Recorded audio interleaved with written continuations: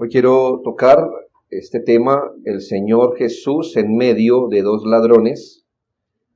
Aunque en 8 días, si Dios quiere, tocaremos exactamente las palabras, tanto del ladrón en la cruz como de nuestro Señor. Por ahora va a ser necesario estar un tiempo aquí porque son muchas las lecciones que podemos derivar de los acontecimientos que acompañaron la crucifixión del Señor Jesucristo.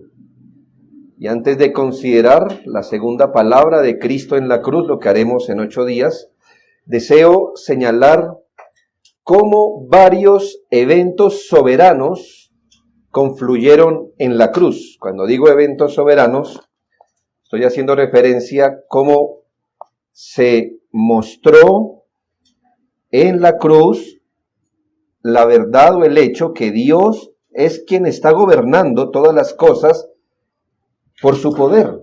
Él es un rey que dispone de todas las cosas allí.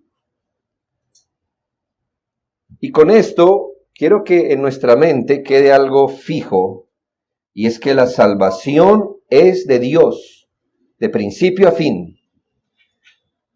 ¿Qué quiere decir esto? Que el plan de salvación, por ejemplo, es de Dios. Dios es el autor, así, de la salvación. El plan de crear todas las cosas, todo este mundo, todo lo que hay, ese plan de crear es del Señor. Ese plan de permitir la caída es también del Señor. Esa elección para salvación es suya. Dar los medios por los que el hombre sería salvo, o el medio, si así se quiere, es del Señor. El fin por el cual las personas son salvas está señalado también por Dios. Todos los recursos para mantenernos en la salvación son de Dios. Y por eso decimos que la salvación es de Dios, de principio a fin. La Biblia es enfática en señalarnos cómo paso a paso el Señor cumplió las promesas que se hicieron de Él desde el Antiguo Testamento, y nos muestra cuán importante para nosotros es entender con fe que la salvación del hombre, es decir, de la culpa del pecado, del dominio del pecado, de la condenación del pecado y al final hasta de la presencia del pecado, es una salvación que tiene como fin mostrar la gloria de Dios. Piense esto, hermanos. El fin de la salvación no es rescatar al hombre pecador. Es la gloria de Dios. El rescate del pecador es una de las cosas que le dará gloria a Dios. Pero usted pensará, es que si piense esto, si decimos que la salvación del pecador es el fin del plan redentor, entonces ¿cómo Dios recibe gloria de quienes se pierden? ¿Ya? Otra vez se la planteo. Si nosotros decimos que el fin, el objetivo del plan redentor era solo la salvación del hombre, ¿cómo Dios recibe gloria del que se pierde? No la recibiría, ¿no? Porque no está salvo. Por eso decimos que el fin último del plan redentor es la gloria de Dios, porque el que es salvo le dará gloria a Dios eternamente, y el condenado le dará gloria a Dios, porque en la condenación usted verá la exhibición eterna de la justicia de Dios.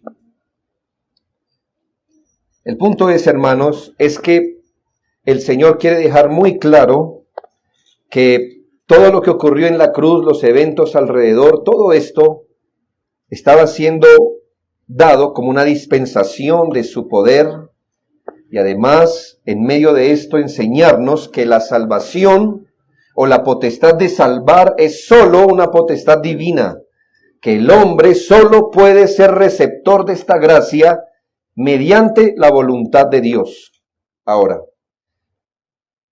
este hecho, que la salvación sea de Dios de principio a fin, que un hombre solo pueda ser salvo por la gracia de Dios, por la voluntad de Dios, no puede eclipsar otra verdad, y es que la Biblia también nos señala que el hombre no puede descuidar su responsabilidad como criatura moral que es para buscar su salvación, arrepentirse y creer. Si nosotros negamos que el hombre que está muerto en sus pecados tenga la responsabilidad de buscar salvación, de clamar por salvación, de arrepentirse y creer, hemos caído en una cosa que se llama el hipercalvinismo. Y nosotros creemos que así como Dios es el autor, que nadie puede ser salvo a menos que en su voluntad Dios le llame, Dios le salve, también creemos, hermanos, que el hombre es completamente responsable como criatura moral que es para buscar salvación, clamar por salvación. No estamos afirmando aquí que al tener esa responsabilidad el hombre de reconocer su pecado, arrepentirse y creer, tiene la capacidad de hacerlo. Son dos conceptos distintos. Tiene la responsabilidad, aunque no tenga la capacidad. Es un ser moralmente responsable, aunque espiritualmente esté completamente inhabilitado. El hombre seguirá siempre dependiendo del poder de Dios y de la misericordia de Dios para ser salvo. Y sin embargo, Dios lo tratará al nivel de su responsabilidad, no de su capacidad. La incapacidad para cumplir el estándar divino no exculpa la responsabilidad. Le pongo este ejemplo. Un hombre completamente borracho tiene la capacidad de manejar un auto. Completamente borracho, ¿no, verdad? Entonces, si en estado de embriaguez toma el auto y mata a un conjunto de personas, como ha pasado en nuestro país, ¿verdad? En el folclore, aquí no podemos hacer nada sin licor. Y entonces, el hombre puede alegar, yo no era capaz de conducir bien. ¿Está diciendo la verdad? Sí, él no era capaz. ¿Y eso lo exculpa? No. Porque responsabilidad tiene, aunque no tuviera la capacidad. Hermanos, el ser humano no puede ser salvo si Dios no viene a él primero dándole arrepentimiento y fe. Tiene la responsabilidad de creer, de reconocer su pecado, de clamar por salvación. Tiene la responsabilidad, pero la Biblia dice que no tiene la capacidad. Su incapacidad nunca le exculpará. Nadie puede encogerse de hombros, ya sea para él mismo o mirando a otro diciendo, es que Dios en su soberanía no me ha movido para ser salvo. Y nadie puede mirar, escuche bien, querido hermano, que lo he escuchado ya bastantes veces como para predicar sobre esto, decir, el Señor no le ha concedido el don del arrepentimiento y la fe a mi hijo, a mi esposo, a mi mamá, a mi papá, lo que sea. O la salvación es de Dios, Él obrará como quiera en mí, o en el tiempo que Él quiera me salvará. O cuando miramos a los demás y decimos, hoy no es salvo, pero si Dios tiene planes en su tiempo le salvará. Y por supuesto que bajo una óptica eso es tan cierto que no podemos sino afirmar esto. Sin embargo, si usted nota, estas frases tienden a exculpar la responsabilidad del pecador. Porque se dice, a mí no me ha llegado el tiempo de creer. Entonces, si usted deja la frase hasta ahí, ¿hace culpable a quién? A Dios, que no le ha dado la oportunidad de creer o la capacidad. Y usted dice, aquí está mi familiar, si el Señor tiene planes, le salvará. Todavía no es salvo y no sabemos todavía. Si usted nota, es una óptica, por supuesto, pero esta óptica, ¿qué tiende a hacer? A decir, es Dios. Hermanos, por eso dice, trazar bien la palabra de verdad. Eso es cierto, pero no es toda la verdad. Si usted no ha creído en Cristo es porque no ha querido. Porque ama sus pecados. Porque prefiere el infierno a abandonar sus pecados. Y lo está haciendo tan libre y voluntariamente. Si su familiar no está en Cristo es porque ama las tinieblas y no la luz. Porque no quiere arrepentirse, no puede tampoco, pero no quiere tampoco. Si ese hombre queda esperando un tiempo, en vez de decir, no soy salvo y viene a la cruz, él no se condenará por la soberanía de Dios, sino porque no vino a Cristo. Y entonces la próxima vez que digamos una frase es mejor que le coloquemos el balance perfecto. Si el contexto fuera de exaltar la soberanía de Dios, pues decimos, sí, los que no son salvos no han sido tocados por Dios, eso está bien. Pero para bien de todos es mejor que dejemos la responsabilidad en los hombros de quien la tiene. Estas personas no han venido a Cristo porque aman más las tinieblas que la luz, dice la Escritura. Porque no creen, porque no quieren creer.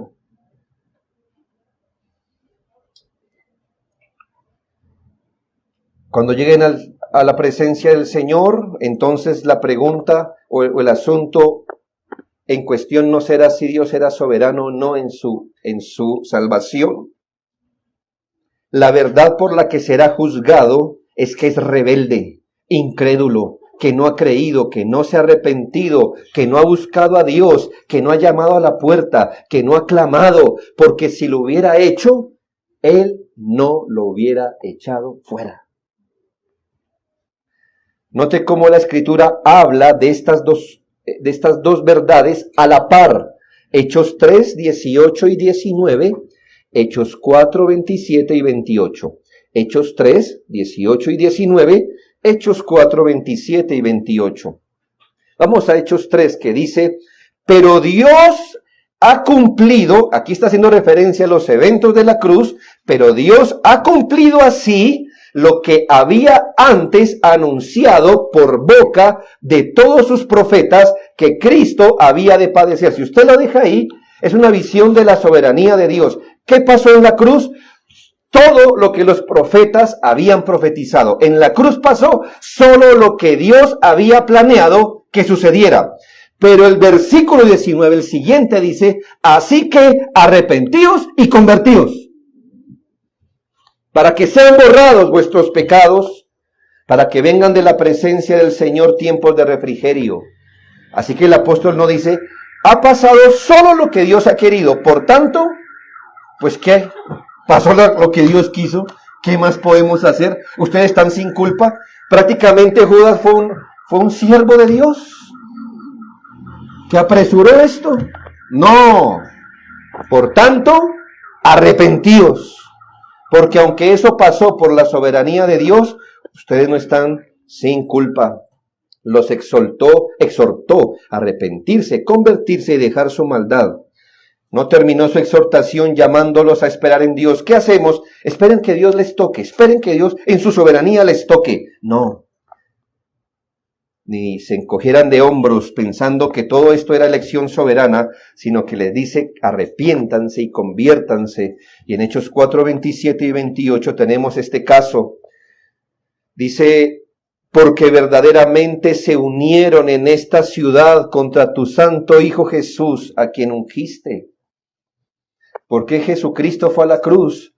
Porque verdaderamente, dice el apóstol, verdaderamente esta gente se confabuló contra Cristo, dice verdaderamente, no fue una actuación. Esta gente se reunió, confabuló para llevar a Cristo a la cruz, para hacer cuanto tu mano y tu consejo habían antes determinado que sucediera. Ambas cosas, ¿sí nota? Nada de lo que hicieron estos malvados judíos, ni los gobernantes romanos se salió de la voluntad de Dios, antes la cumplieron, pero Pedro no los exculpa. Pues dice que verdaderamente ustedes se unieron contra Jesús. Su maldad los llevó allí. Quiero en primera medida mostrar la soberanía de Dios en los eventos de la cruz. Podríamos preguntarnos si el mayor crimen de la historia, que es cuando la criatura se levantó contra el Creador, si ese crimen sobrepasó la voluntad de Dios. Si pudiéramos decir, ¿cómo operó la soberanía de Dios en los eventos de la cruz? Note lo que nos dice el Evangelio. Yo le voy a leer cosas que ya hemos leído por bastantes domingos. Y cuando llegaron al lugar llamado de la calavera, le crucificaron allí y a los malhechores, uno a la derecha y uno a la izquierda. Tenga eso en mente, acumúlelo en su mente. Y Jesús decía, Padre, perdónalos porque no saben lo que hacen. Y repartieron entre sí sus vestidos, echando suertes. Y el pueblo estaba mirando y aún los gobernantes se burlaban de él, diciendo, a otro salvó, sálvese a sí mismo, si este es el Cristo, el escogido de Dios. Luego dice, los soldados también le escarnecían, acercándose y presentándole vinagre, diciendo, si tú eres el rey de los judíos, sálvate a ti mismo. Y uno de los malhechores que estaban colgados le injuriaba, diciendo, si tú eres el Cristo, sálvate a ti mismo y a nosotros. Es un cuadro horrible. Y nos debemos preguntar, ¿este cuadro de injurias superó la soberanía de Dios? No. Escuche, en Isaías 53:12 dice, por tanto, yo le daré parte con los grandes y con los fuertes repartirá despojos, por cuanto derramó su vida hasta la muerte y fue contado con los pecadores. ¿Qué dice el Evangelio? Que cómo fue crucificado en medio de los dos ladrones. Es decir, a la vista que se veía. Él fue contado entre los pecadores. Y después dice Isaías 53:12, habiendo llevado el pecado de muchos y orado por los transgresores. ¿Qué hizo en la cruz? Oró por los transgresores. El hecho de personas de todos los niveles sociales y sobre todo personas poderosas escarneciéndole en la cruz, ya se lo acabo de leer, y burlándose de la supuesta compañía divina, está claramente en el Salmo 22, 7 y 8 y 12 y 13. Dice el Salmo 22, 7 y 8, todos los que me ven me escarnecen, estiran la boca, menean la cabeza, diciendo, se encomendó a Jehová, libérele él, sálvele, puesto que en él se complacía. Versículos 12 y 13, me han rodeado muchos toros, fuertes toros de Basán me han cercado, abrieron sobre mí su boca como león rapaz y rugiente. Siglos antes, esto ya había sido profetizado. Su crucifixión con sevicia, clavándolo de manos y pies, se profetizaba en el Salmo 22, 16. Y me has puesto en el polvo de la muerte, porque perros me han rodeado, me ha cercado cuadrilla de malignos, horadaron mis manos y mis pies. Y en el versículo 18, lo de tomar sus ropas y jugárselas a la suerte para ver quién se quedaba con ellas, estaba profetizado, repartieron entre sí mis vestidos y sobre mi ropa echaron suertes. Hermanos, siglos antes se había escrito exactamente lo que pasó en la cruz del Calvario. Esta es la soberanía de Dios en acción en la cruz. Este es un momento muy crítico en la vida del Salvador. Había sido azotado, quebrantado físicamente y sobre todo, como hemos visto, el peso de la carga espiritual que llevaba. Tal y como se veía físicamente, usted no veía un rey. Parecía derrotado, vencido, débil, sin la apariencia de ser el Mesías. El mundo impío, representado en aquellos espectadores y escarnecedores, muestra exactamente lo que es el mundo impío. Y es que el pueblo tiene a dos ladrones de quienes estaban ya hastiados de sus maltratos y robos. Hermanos, no había una pena de muerte para un ladrón, a menos que ya tuviera cansado a todo un pueblo. Hermanos, usted ha leído la ley y cuando uno robaba o cuando alguien robaba tenía que pagar, restituir, todas esas cosas. A esta gente nada la paró, nada. Así que se le aplica una pena máxima porque es que ya se hicieron insoportables, hermanos, y fueron llevados a la cruz. Pero ¿quién estaba en medio? En Hechos 10, 37 y 38 dice: vosotros sabéis lo que se divulgó por toda Judea, comenzando desde Galilea, después del bautismo que predicó Juan, cómo Dios ungió con el Espíritu Santo y con poder a Jesús de Nazaret, y cómo éste anduvo haciendo bienes y sanando a todos los oprimidos por el diablo, porque Dios estaba con él. Yo me pregunto, ¿qué había de parecido a los dos ladrones y al que estaba en el centro? Bueno, esta gente no se la aguantó ya nadie. Y el de la mitad dice que era de común, dice que eso fue divulgado por Galilea y sus alrededores, que él se la pasó haciendo bienes, sanando a todos los oprimidos, porque Dios estaba con él. Note el trato que se le dio. Ellos estaban mirando esto como quien observaba un espectáculo, se burlaban los soldados, se denigraban, se mofaban de él.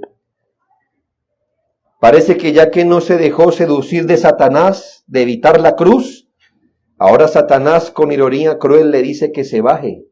Ah, ¿quería tanto la cruz? Ahí está, ahora bájese. Sin la gracia de Dios hubiésemos hecho así, sin duda. Sin la gracia de Dios así hicimos, ¿no recuerda? ¿O usted está libre de pecado de no haber dicho nada ofensivo contra Jesús en algún momento de su vida? ¿Está libre? El más piadoso entre nosotros, cuando pasó por enfrente de la cruz, pasó con indiferencia. El más piadoso de nosotros, cuando pensaba en la cruz, pensaba en un espectáculo, en un hombre colgado, cómo estaba lacerado y chorreando sangre. Es lo mejor que podíamos pensar. Éramos de los que podíamos pensar en la cruz y mirar solo un espectáculo. El que pensaba en la cruz, el que no, era indiferente.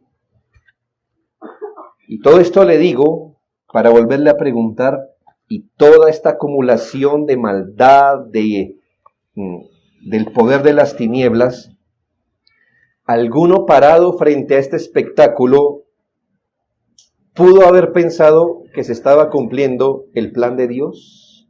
Era difícil verlo, ¿verdad?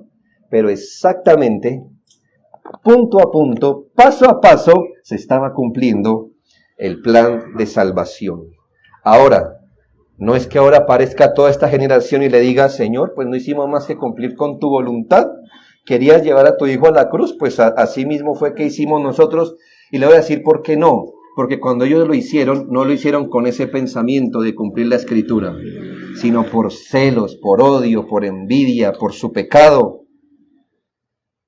El pecado del hombre, por enredado, oscuro y ponzoñoso que sea, jamás superará los dictados de la soberanía de Dios. Usted dice: me cuesta entenderlo. Bienvenido. Bienvenido. Porque cuando usted entienda que estamos delante de un misterio, de una exhibición del poder soberano de un Dios infinito, ha empezado a entender quién es Dios. Mientras quiera reconciliar eso en su mente, siga con su ídolo de bolsillo. Con el ídolo que usted fabricó, que le quepa en el bolsillito pequeño de su mente. Pero el Dios de la Biblia predestinó todas estas cosas, se cumplieron al pie de la letra, y aún así juzgará a todos aquellos por la responsabilidad moral que tuvieron al hacerlo.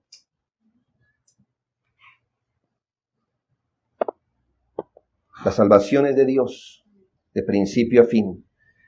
Y hay que ver la soberanía misteriosa de Dios. Tenga eso, publíquelo en el muro de su corazón. Hay que ver la soberanía misteriosa de Dios, quien cumple sus santos propósitos a través de los actos voluntarios de los hombres. Váyase con eso a la casa, con este hueso, y rúmielo por la próxima eternidad, si puede. Dios cumple sus santos propósitos soberanos a través de los actos voluntarios de los hombres. Segundo, la soberanía de Dios en la salvación del pecador. Estoy cerrando el cuadro. Le mostré cómo alrededor todo era producto de la soberanía de Dios. Ahora enfoque esta soberanía de Dios en la salvación del pecador. Este cuadro del ladrón en la cruz y el Señor en la mitad es un sermón en sí mismo de la soberanía divina salvando al pecador. Y le voy a mostrar por qué hablo de la soberanía divina. Mire, hermanos, este texto es tan singular que nos muestra a dos individuos con la misma profesión, digámosle así, no llamemos trabajo, ocupación, una ocupación. Fueron crucificados juntos, uno a cada lado del Señor. Ambos estaban igualmente cerca de Cristo. Ambos vieron y oyeron todo lo que sucedió durante las 6 horas que nuestro Señor colgó en la cruz. No podían salir corriendo, por obligación estaban allí. Ambos eran moribundos que estaban padeciendo un agudo dolor. Ambos eran igualmente malos y pecadores insoportables. Ambos necesitaban de perdón. Ambos estaban próximos a morir. Pero uno murió en sus pecados, así como había vivido, endurecido, sin arrepentirse ni creer. Antes, a pocas horas de morir, le añadió otro pecado más a su historial. Y es burlarse de Jesucristo. O sea, ya, usted nota, el que es, hermano.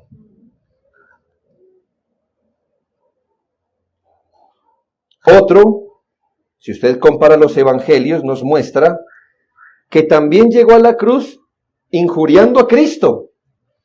Era uno de los que, es decir, él no llegó sensible a la cruz. Empezó burlándose, pero se arrepintió y creyó. Clamó por misericordia y fue salvo. Yo espero que usted no tenga ningún conflicto moral al considerar al ladrón que murió en sus pecados y pensar a dónde fue él a parar. ¿Ya? Usted no diga, bueno, tengo un conflicto moral. ¿Cómo es que vive en pecado, agoniza en pecado, muere en pecado? Uy, y me pesa que esté en la condenación. Uy, no, ¿cómo es posible que en la condenación haya personas así? No, para usted es muy... O sea, usted no tiene conflicto moral al pensar que un hombre así, al morir, se fue a la condenación. Quizá el conflicto venga en que un hombre vivió en pecado, agonizó en pecado, se arrepintió y fue al paraíso a horas de haberse arrepentido. Así que no preguntamos, ¿y por qué este se condenó? Antes miramos al otro ladrón y decimos, ¿y por qué este fue salvo? ¿Qué pasó? ¿Qué pasó en la cruz? La condición y la acción de este ladrón fue realmente terrible. Piense, quiero que enfoque al ladrón que se salvó, al borde de la eternidad, donde usted y yo cuando lo pensamos temblamos, ¿no? Se unió a los enemigos de Cristo en el horrible pecado de burlarse de Él. Esto fue de exagerada torpeza, porque si Él era el único Salvador, lo es, y burlarse de Él es torpeza sin igual, por no decir otras palabras más fuertes, pero imagínenselas. Piense en ello, un hombre en su hora de morir, burlándose del Salvador. Qué demostración de depravación humana y de la enemistad natural de la mente carnal contra Dios. Nosotros entendemos por la palabra que desde que nacemos nuestra mente es enemistad contra Dios, porque no se sujeta a la ley de Dios, ni tampoco puede hacerlo. Romanos 3, 22, 23 son de los primeros versículos que uno le enseñaban de pequeños. Diagnostica el estado de cada descendiente de Adán, de la nacionalidad o condición que sea. La justicia de Dios por medio de la fe en Jesucristo para todos los que creen en Él, porque no hay diferencia, por cuanto todos pecaron y están destituidos de la gloria de Dios. Si esto es así con todos los hombres, que todos los hombres venimos a este mundo como pecadores, que nuestra mente es enemistad contra Dios, que vivimos esta vida, lo largo, lo corto que sea, con una mente enemiga de Dios, con actos enemigos de Dios, y si así agonizamos como enemigos de Dios, ¿qué pudo haber pasado para que un hombre así se dé la vuelta completamente, reconozca su pecado, mire en Cristo pureza, viera en Cristo a un rey, creyera que él tiene un reino cuando lo que menos parecía era eso? ¿Qué pudo pasar en ese ladrón para que ahora llegó tan orgulloso a la cruz, uniéndose al canto de sálvanos a nosotros si eres realmente el Hijo de Dios, a decir acuérdate de mí? ¿Qué pudo haber pasado en su alma para que viera, y con respeto lo digo, en un hombre que parecía más un guiñapo que un rey, y para que dijera acuérdate de mí cuando estés en tu reino, y para que haya podido ver un reino que él tenía, que no era visible con los ojos en ese momento? ¿Qué pudo haber pasado? Todo lo que responda tiene que considerarlo a la luz de lo que le pasó al otro sujeto. Me voy a explicar. O sea, si me da una razón, ¿verdad? Vamos aquí a razonar usted y yo. Cualquier razón que dé de lo que le pasó a ese ladrón que se arrepintió, me tendrá que ponerlo en perspectiva con el otro sujeto que era completamente igual. Es que le dio remordimiento antes de morir por la clase de vida que llevaba. Si tener remordimiento antes de morir fuera la realidad de todos, ¿por qué el otro no le dio remordimiento? ¿Ya? Descártelo, el remordimiento. Sí, o tendríamos que decir que el remordimiento actuaría en todos los hombres que mueren, y la verdad es que en uno no funcionó así. Es que antes de morir, uno está más dispuesto en su alma para Dios. Sí, es decir, antes de que uno muera, el corazón de uno tiende a ablandársele para Dios. Y le pregunto, ¿y el otro sujeto por qué en lugar de ablandarse se endureció? Ni siquiera quedó igual. Me hago entender cómo llegó a la cruz, sino que se fue peor a la eternidad. Es que el Señor estaba muriendo por todo el mundo, y entonces, así como dicen que una mano apuntó para un lado y otro para el otro, entonces estaba ofreciendo a ambos. Bueno, ¿y por qué el otro se condenó? ¿Y por qué uno solo se salvó? Es que uno era más receptivo que el otro, o que al morir uno tenía más méritos que el otro. Yo le diría, sí, estaban en la cruz por lo meritorio, ¿verdad? Por lo sensibles que eran, por ser tan receptivos, estaban ambos en la cruz.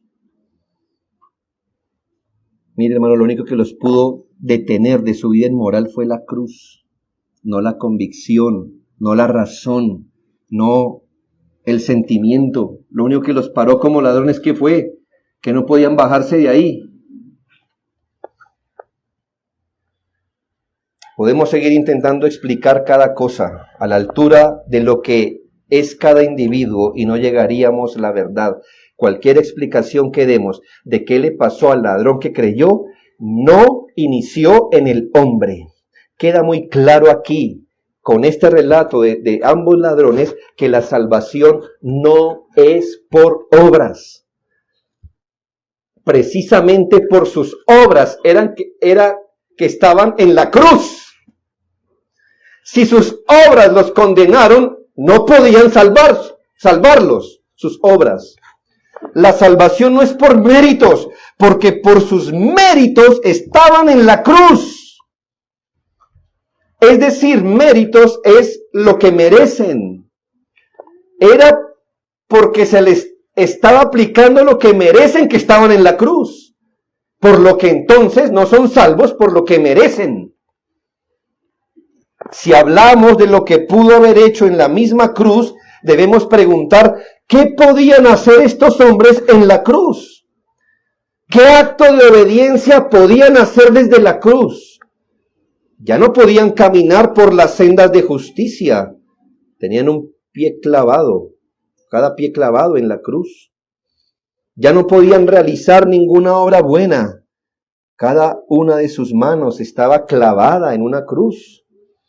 Ellos no podían pasar la página y vivir mejor, una vida mejor. ¿Por qué? Ya no tenían la oportunidad de rehacer su vida.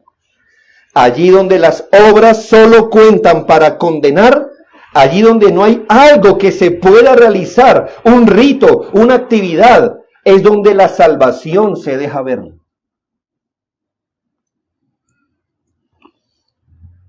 A menos que un individuo en la condición que esté, no esté espiritualmente tan reducido como estos ladrones, no será salvo. Pero volvemos a la pregunta, ¿qué lo salvó? Nada en él, nada en sus obras. Esta es una prueba clásica que la salvación no es por obras, sino por gracia. Esta es la historia de un ladrón que al ser crucificado estaba muerto y murió más vivo que nunca. Y esto por la gracia divina. Esta es una prueba que a menos que Dios cambie el corazón de un individuo en su bendito favor soberano, las puertas de la muerte solo serán el aliciente para sellar su vida con incredulidad mayor y en muchos casos con blasfemias, quejas, frustraciones y resentimientos que jamás en vida pensó tener.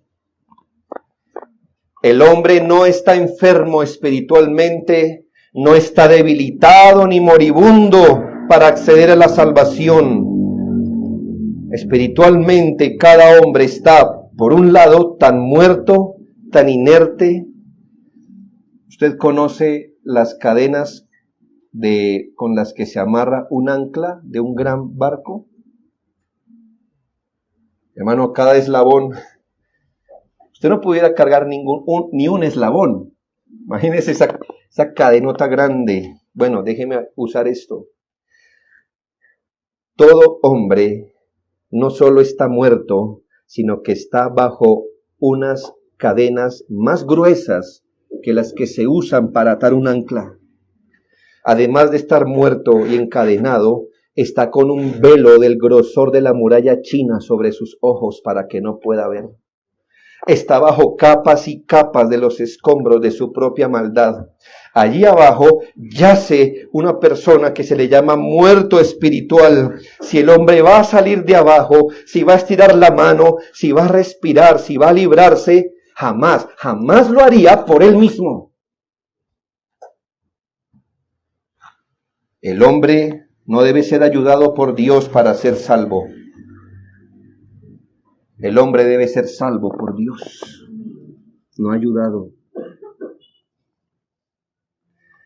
Por otro lado, como usted ve, estar muerto, por un lado es estar inerte e inactivo. Por otro lado, es ser tan activo, pero para el pecado. Como usted ve, ¿qué actividad tuvieron? Ahora les dio por hablar a estos ladrones tan creativos. Les surgieron ironías, sarcasmos y ofensas que quizás no habían planeado nunca decir, pero mire cuán creativos, solícitos en hacer lo malo, tanto que ni el sufrimiento de la agonía ni la muerte los detuvieron.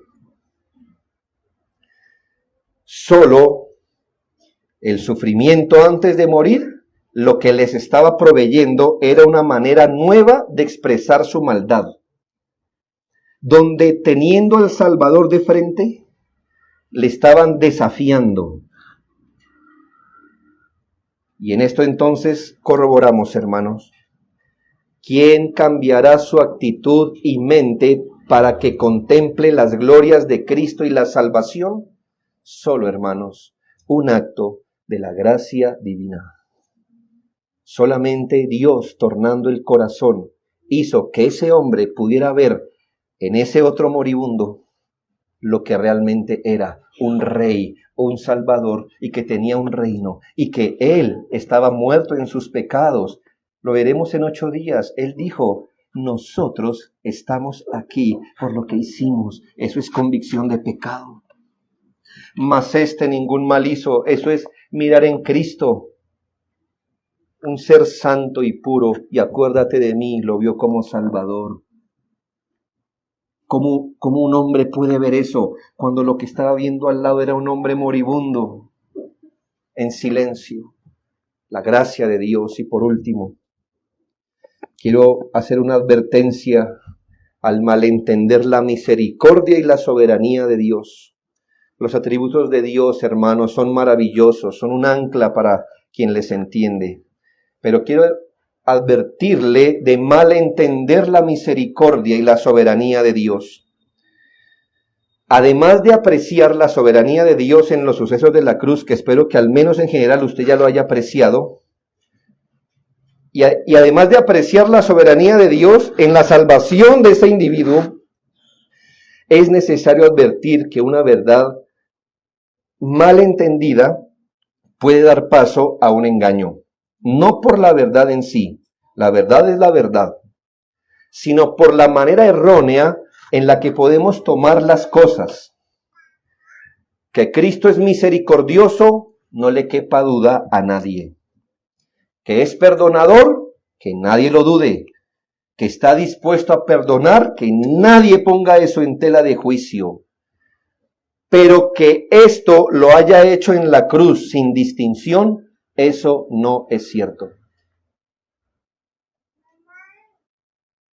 No solo porque en la cruz Él se dio por un pueblo elegido, sino que sin arrepentimiento y fe, nadie accede al beneficio de la cruz. Cuando digo que el sacrificio de Cristo fue hecho sin distinción, debo hacer una claridad, porque creo que fue hecho sin distinción de razas o sexos. Pero lo que quiero decir aquí es esa distinción que el Señor se dio en la cruz por todos, porque eso no es lo que enseña la Biblia, sino por su pueblo, y que se dio por todos en la cruz, crean o no crean, hagan lo que hagan.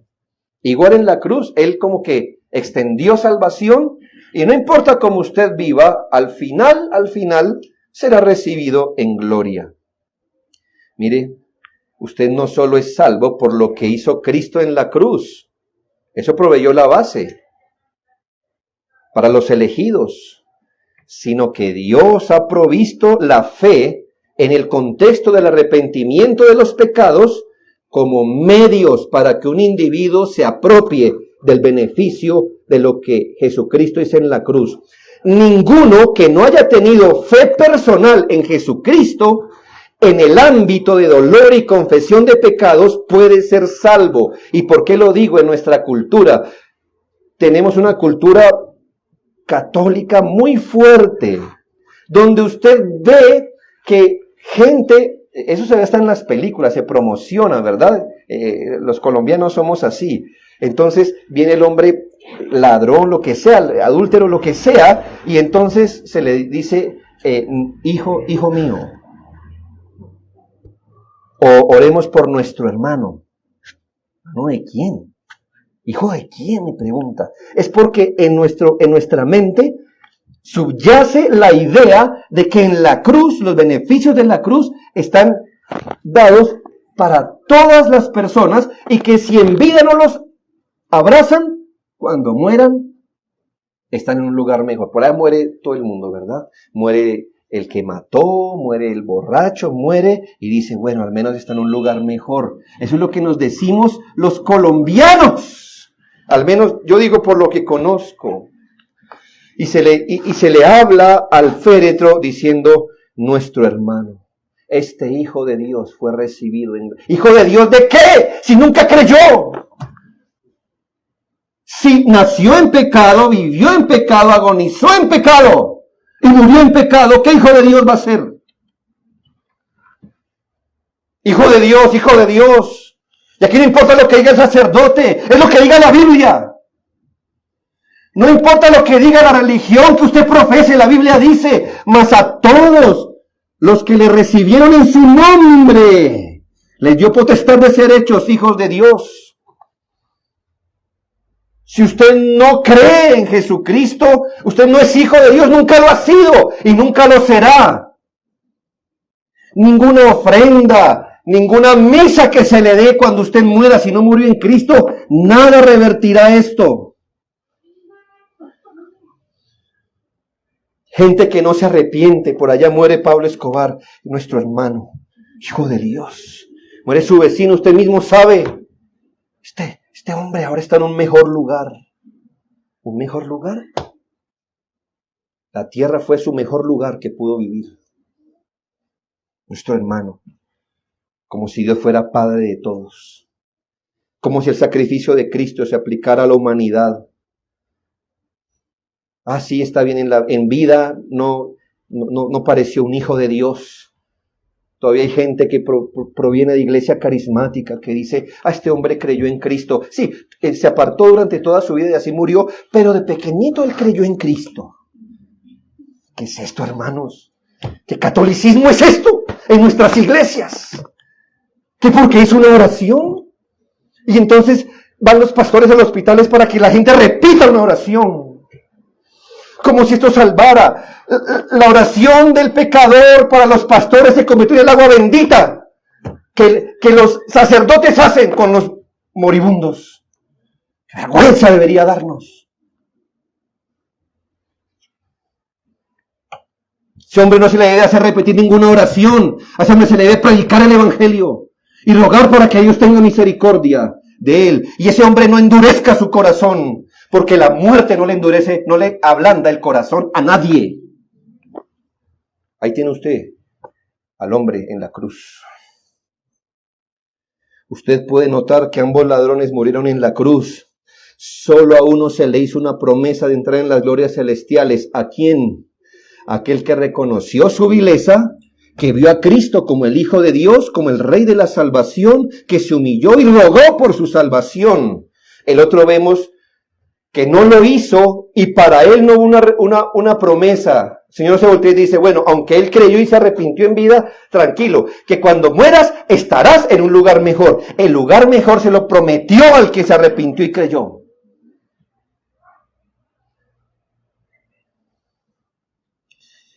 Dios es misericordioso, por supuesto.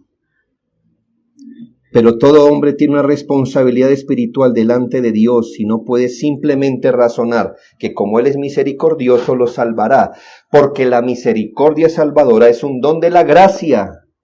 Si bien es un don de la gracia, solo se dispensa bajo la condición de arrepentimiento y fe personal. Lo segundo que quiero advertir es que nadie, por favor, puede llegar a esperanzarse que se volverá de todo corazón a Dios antes de morir. No se esperance en esto.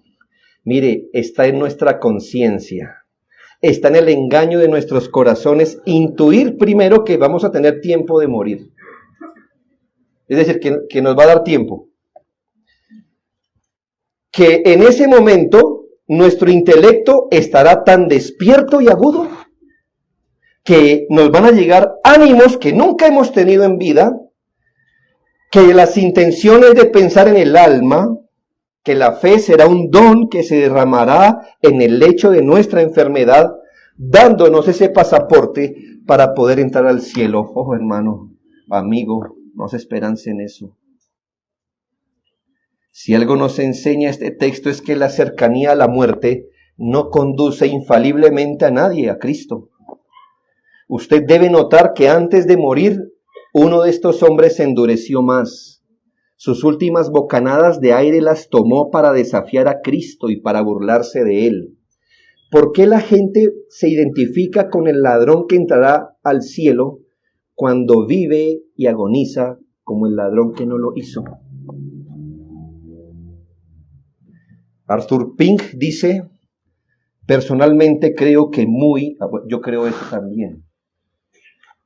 Personalmente creo que muy pocos se salvan en el lecho de muerte. Y es el colmo de la insensatez que cualquier hombre posponga su salvación hasta entonces, pues no hay garantía de que ningún hombre tenga un lecho de muerte.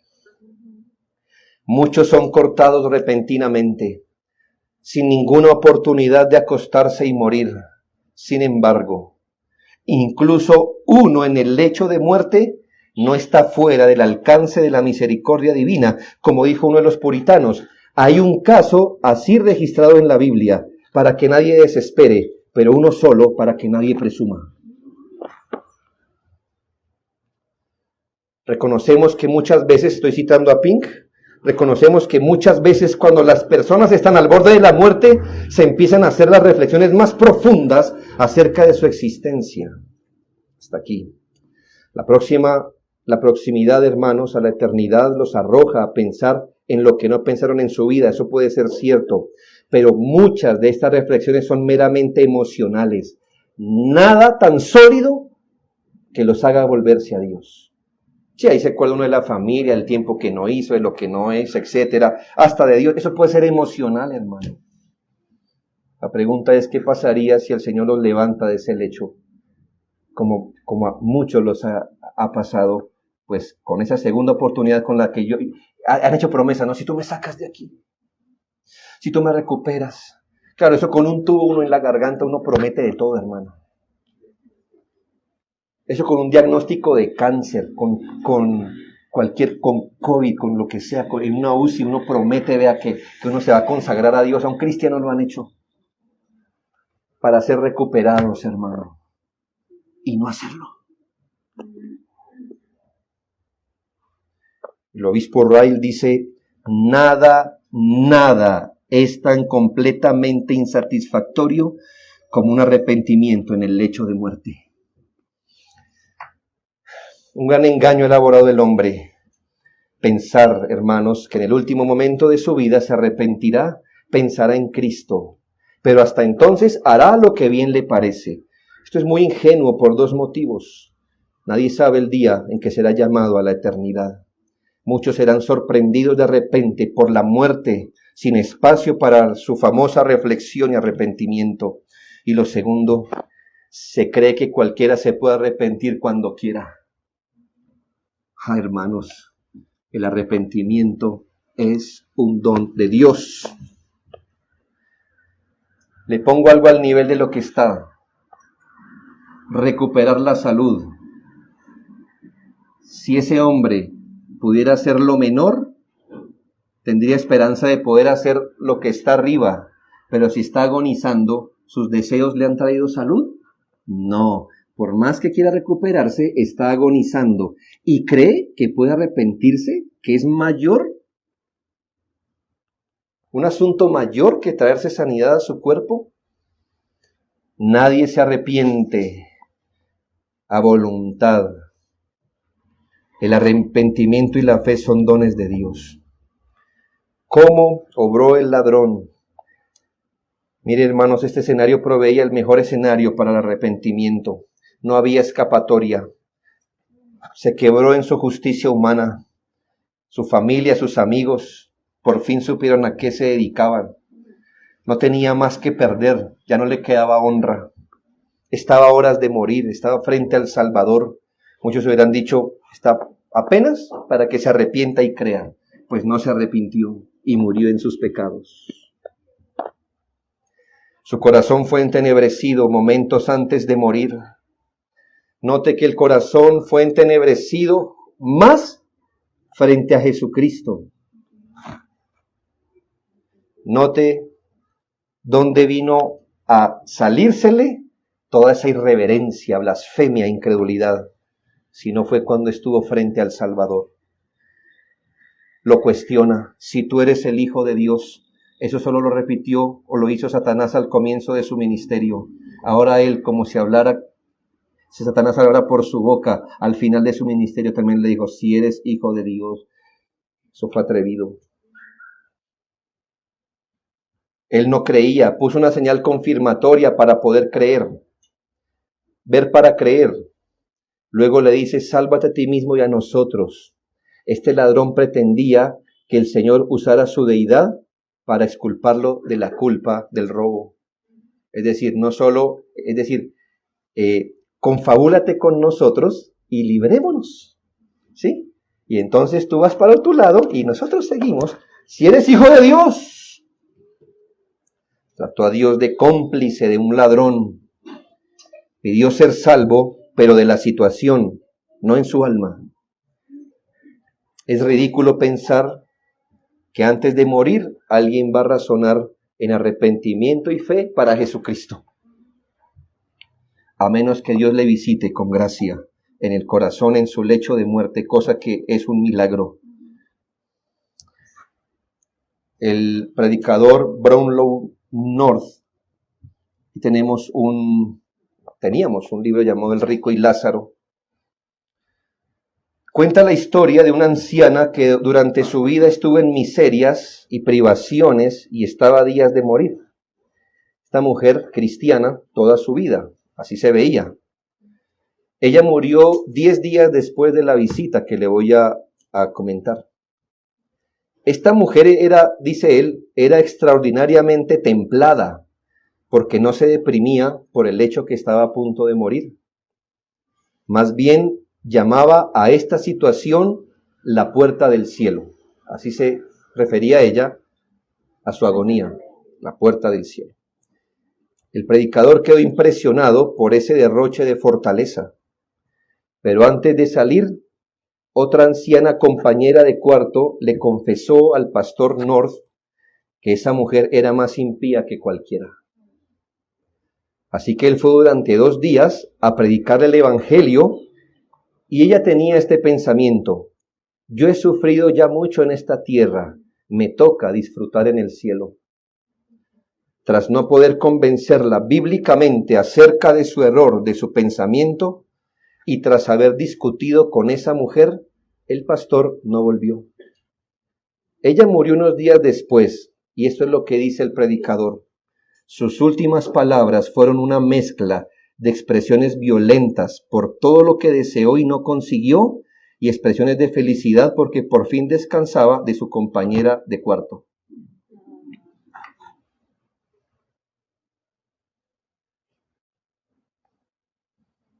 El lecho de muerte no ablanda a nadie.